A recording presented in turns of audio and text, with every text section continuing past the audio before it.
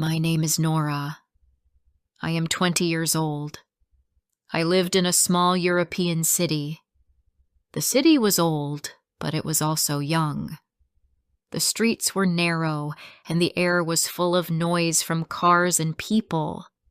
But the thing I liked most was the bicycle paths. They were long and smooth, and you could go almost anywhere with a bike. Last week, I was late for my class at the university. I did not want to wait for the bus, so I took my old bicycle and started to ride fast. The air was cool, and the wind touched my hair. I felt free on the bike, even if I was rushing. I looked at the road. There were 2 paths for bicycles. One was for people going one way, and the other was for people going the other way. On the opposite path, I saw a girl. She was about my age, maybe a little younger. She had light brown hair tied back in a simple ponytail. She wore a green jacket, and her bicycle was red. She looked very beautiful to me. She rode with me, parallel, but on the other side. For a while, we moved at the same speed. I felt strange. It was like we were riding together, even if there was a line between us. Then I wanted to go faster. I crossed into her path to save time. At first, I thought nothing bad would happen. But suddenly, she stopped her bike and called out, "You are on the wrong side!" she yelled. Her voice was loud, but it was not cruel. I stopped too, a little surprised. She came closer, her face serious. "Don't you know the traffic rules?" she asked me. I felt my cheeks warm. "I just wanted to save time," I said softly. She shook her head. "You don't save time if you hurt someone," she told me. "An accident could damage your bike. You could end up in the hospital. You have to take your time. Accidents happen every day because people do not wait. Do you want to get hurt as well?" Her words were simple, but they hit me hard. I looked at her eyes. They were bright and clear, like she really cared about what she was saying. I felt a strange pull in my heart. I tried to change the subject. "Are you married?" I asked, half joking, half curious. She looked at me with surprise and then laughed. Her laugh was warm, and for a second the air felt lighter. "No, of course not," she said. "I am only 19. Why do you ask such a thing?" I smiled. "I don't know. Maybe I just wanted to ask something different." She looked at me again. Then she said, "You are strange, but I think you are not a bad person." We both started to ride slowly, side by side now, on the right path this time. The road was quiet, and the sun came through the clouds. We did not speak for a minute, but I could feel her presence. Finally, I asked, "What is your name?" "Ella," she said. Her voice was calm now. "And you?" "My name is Nora," I replied. She smiled softly. "Nora, nice to meet you." "Even if it was in the wrong way." I laughed at her words. We rode together for some time. I asked if she was also a student. She said yes. She studied art at the same university, but in another building. She liked to paint, and she often carried a small sketchbook with her. "What about you?" she asked. I study history, I said. It is not always easy, but I love old stories. She listened with interest. I felt happy because she seemed to care about my words. The path soon split. One side went to the art school, the other to the main university. She slowed down. I go this way, she said. Maybe I will see you again, I replied quickly. She looked at me, a little shy, then gave a small wave. Maybe, she said, and then rode away. I stood there for a moment watching her. My class was waiting, but my mind was not on history anymore. It was on her. The way she spoke, the way she laughed, the way she looked at me. It all stayed in my mind. That evening, I thought about the bicycle path again. It was just one short meeting, but it felt important. I did not know why. Maybe it was her clear eyes, maybe her strong voice, or maybe it was because no one had spoken to me like that before. I wanted to see her again. The next morning, I woke up early. My class was not until later, but I decided to take my bike again. I went to the same path, hoping I would see her. The road was busy with other riders, but she was not there. I rode slowly, looking at every person, but still, I did not see her. Day after day, I went to the same place. Sometimes I saw nothing. Sometimes I saw a flash of red, but it was only another bicycle, not hers. Still, I kept trying. 1 week later, I was late again for class. I did not care. I stopped at the place where the path split, and I waited. After some minutes, I saw a girl in a green jacket riding toward me. My heart jumped. It was Ella.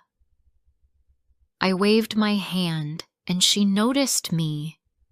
She slowed down, her face showing surprise. "You again?" she said with a smile. "Yes, me again," I said. "I was hoping to see you." She looked curious. "Why?" "Because I liked talking to you," I said honestly. For a moment she said nothing. Then she gave a small smile. "All right, we can ride together today, but on the right side." We both laughed, and then we rode side by side. This time, the air felt easier. I asked her about her classes, and she told me about the paintings she made. She explained how she liked to sit in the park and draw people. She said every face had a story. I listened carefully. Her voice was soft but full of life. I wanted to know more, to hear more, to see more. When we reached the place where we had to split again, she looked at me and said, "Maybe tomorrow we can ride again." "Same time?" "Yes," I said quickly. "I will be here." She smiled. "Good. Then see you tomorrow, Nora." She rode away, and again I watched her until she was gone. But this time, I was not sad, because tomorrow I would see her again. That night, I could not sleep well. I thought about her face, her laugh, her words. I felt both happy and afraid. Happy because I found someone new. Afraid because I did not know where it would go. But deep inside, I wanted to believe that this was the start of something real. Before I continue my story, please subscribe, share, and tell me where you are listening from. Your support means a lot to me. Now let's continue. The next morning I arrived early on the bicycle path. The air was fresh and the sky was light blue. I felt nervous, like something important was going to happen. I kept looking at the road, waiting. After 10 minutes, I saw the red bicycle and the green jacket. My heart beat faster. Ella smiled when she saw me. "You are really here," she said. "I told you I would come," I answered. We started to ride together. The road was smooth and people passed us, but I only saw her. She told me about her classes. She had a project where she had to paint the old buildings in the city. "They have so many stories," she said. "Each wall, each window has seen years and years of life." I listened with care. I liked how she saw the world. To me, the buildings were just old walls. But to her, they were alive. When it was my turn, I told her about history. I spoke about the books I read and how I liked to learn about people who lived long ago. She listened to me with bright eyes, even if my words were simple. I felt like she respected me. After that day, we started to meet often. Sometimes it was in the morning, sometimes in the afternoon. We did not plan it at first, but later we agreed on times. "See you tomorrow," she would say with a smile, and I would wait for the next day with excitement. We rode through different parts of the city. She showed me a park where she liked to draw. She pointed to a tall tree and said, "This is my favorite spot." We sat there once, and she opened her sketchbook. She began to draw me. "Why me?" I asked, feeling shy. "Because your face has something," she said softly. "It looks honest." "I like it," I laughed, but inside I felt warm. No one had said something like that to me before. We spent more and more time together. Sometimes we talked about our families. She told me she had one younger brother who wanted to play football all the time. I told her about my mother, who always worried if I ate enough. We shared small things, but they felt big. One afternoon, after class, she asked me, "Do you want to walk instead of ride today?" I agreed. We left our bikes and walked near the river. The water was slow, and the sun made it shine. She walked close to me, and sometimes our hands touched. Each time it happened, I felt a shock, but I did not move away. "Do you think we will always be friends?" she asked suddenly. I looked at her. "I hope so," I said. She smiled, but her eyes looked deep, as if she was searching for something in my answer. Days turned into weeks. We became closer. We sat in cafes near the university and shared cups of tea. She told me about her dreams of traveling to Italy one day, to see art in the museums. I told her I wanted to visit old castles in Germany. We laughed at how different our dreams were, but in the end, we both wanted to see the world. One evening, it started to rain while we were on the bikes. We stopped under a tree. The rain was heavy, but we were safe for a while. She looked at me, water drops on her hair. She laughed. "We look crazy," she said. I laughed too. "Yes, but I don't mind." For a moment it was quiet. Only the sound of the rain filled the air. She looked at me in a way that felt new. My heart beat fast. I wanted to say something, but I could not. Then she spoke softly. "Nora, you are special to me." I did not know what to answer, but my face grew warm, and I felt happy, even if I stayed silent. After that day, I knew it was not just friendship. It was more. Every time we met, it felt stronger. But soon, I also saw signs of distance. One time, I waited for her on the path, but she did not come. I waited a long time, and she never arrived. The next day she explained, "I had to study late. I'm sorry." I smiled and said it was fine, but inside I was afraid. What if she stopped coming? Another time she spoke less. She seemed worried. "Is something wrong?" I asked.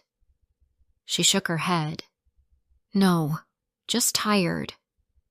But her eyes told me there was something more. Still, we continued to meet. I tried to enjoy every moment. I wanted to believe nothing could break us. One Saturday, we spent the whole day together. We rode out of the city to a small hill. From the top, we could see the whole town. The red roofs, the church, the long river. It was beautiful. "This view makes me feel free," she said. I looked at her and thought, I don't care about the view. I just care about you. That evening when I went home, I felt sure I was in love with her. But with love came fear. She never said the word. She never called it love. She only said I was special. I wanted to know if she felt the same, but I was afraid to ask. The next week we met less. She said she was busy with her art. I believed her, but a part of me worried. Each day without her felt long and empty. I rode on the path alone, hoping she would appear. One day she finally came.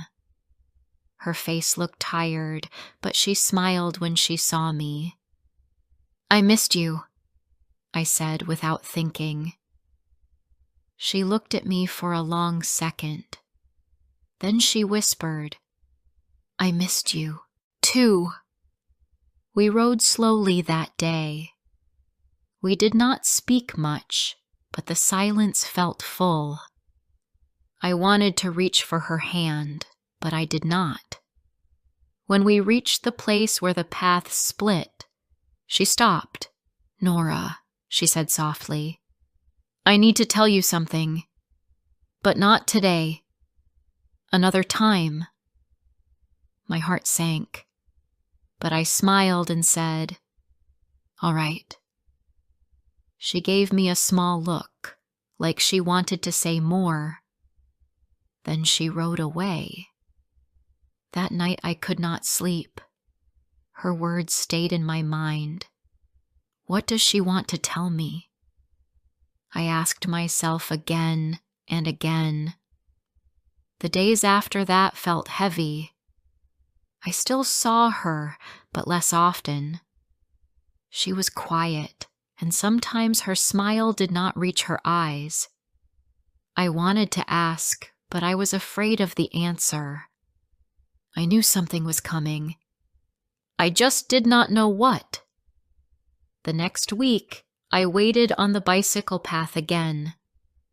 I looked at every rider who passed, but I did not see Ella. The air was cold and the sky was gray. I told myself she was busy with her art, but deep down, I felt worry. 2 days later, she finally came. Her red bicycle looked the same, but she looked different. Her eyes were tired and her smile was small. We rode together in silence for a while.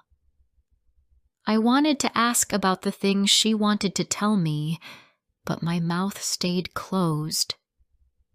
At last, she spoke. "Nora, I need to tell you something." Her voice was quiet. I looked at her. "What is it?" She took a deep breath.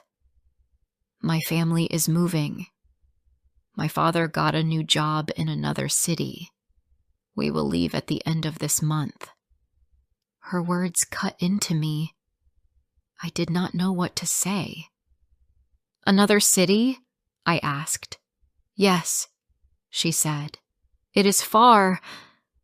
I will not be here anymore." For a moment the road seemed too quiet. I heard only the sound of our wheels. My hands felt cold on the handlebar. I wanted to stop time, but I could not. "When?" I asked. "In 3 weeks," she said. Her eyes looked down. "I am sorry, Nora. I did not want this, but I cannot change it." I wanted to tell her not to go. I wanted to say that she could stay for me, but I knew it was not her choice. She had to go with her family. That day, we rode together longer than usual. We did not talk much, but we stayed close. Each minute felt heavy, like sand falling through my hands. The days after that were hard. I tried to see her as much as possible. We rode near the river, sat under her favorite tree, and went to the small hill again. She drew me once more in her sketchbook. "So I can remember you," she said. "You will forget me," I said softly. She looked at me with firm eyes. "No, Nora, I will not forget you." I wanted to believe her.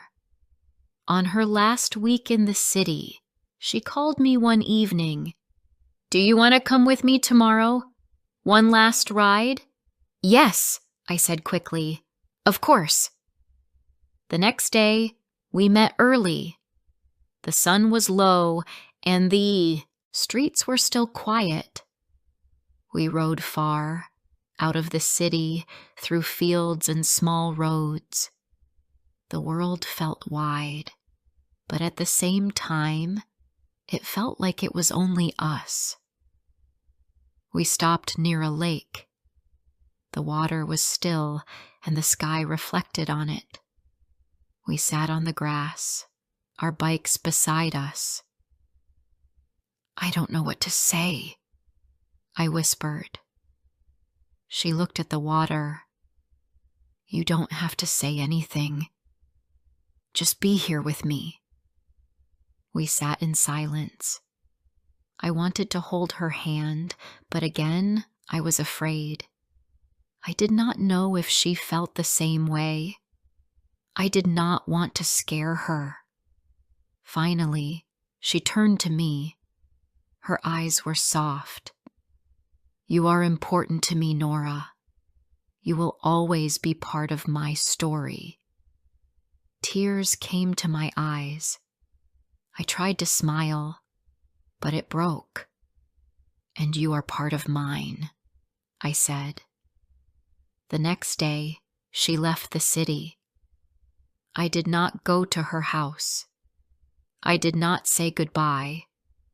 I could not. I was afraid my heart would break if I saw her go. For weeks after, I rode the same path alone.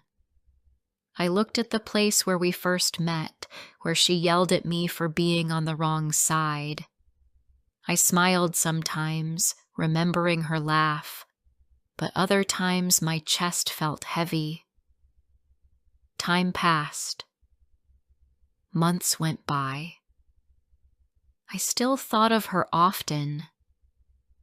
Sometimes I wondered what she was doing. Was she still painting? Did she make new friends? Did she remember me? I never saw her again. She became a memory, but a memory that stayed alive in me. Years later, when I rode my bike on the same path, I still thought of her. I looked at the lines on the road, the way the paths ran side by side. It reminded me of us. Two people riding in the same direction for a short time before life pulled us apart. She was my first love, even if we never said the word. She taught me about care, about patience, about the beauty of small moments. She showed me that first love can be soft, strong, and unforgettable, even if it does not last. And even today, when I ride my bicycle and the wind touches my face, I remember her laugh in the rain, her clear eyes, and her words, "You don't save time if you hurt someone." I did not save time, but I saved a memory that I will keep forever. Thank you for listening to my story. First love is not always forever, but every love teaches us something. Please like, share, and subscribe for more stories.